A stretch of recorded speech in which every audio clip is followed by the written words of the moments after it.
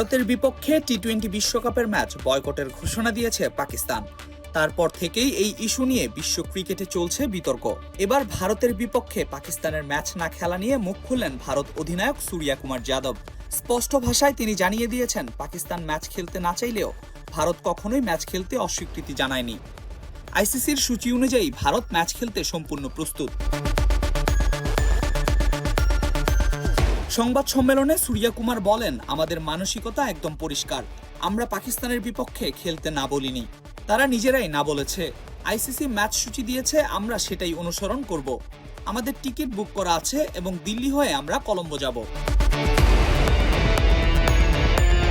Pakistan Bharat match ঘিরে এই নাটকীয়তার সূত্রপাত হয় বাংলাদেশ দল ভারতের মাটিতে খেলতে যেতে নিরাপত্তাজনিত কারণ দেখিয়ে অস্বীকৃতি জানানোর পর। পরবর্তীতে আইসিসির সিদ্ধান্তে বাংলাদেশের পরিবর্তে স্কটল্যান্ডকে অন্তর্ভুক্ত করা হলে ক্ষোভ প্রকাশ করে পাকিস্তান। তারা অভিযোগ তোলে, আইসিসি দ্বৈতনীতি অনুসরণ করছে।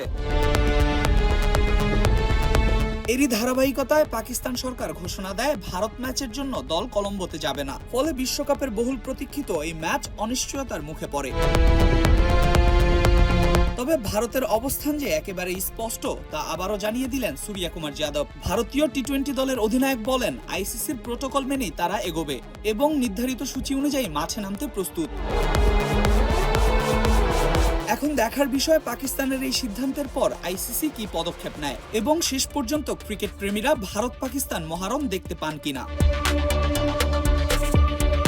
Al Mahmud Fahim, BD ক্রিক time.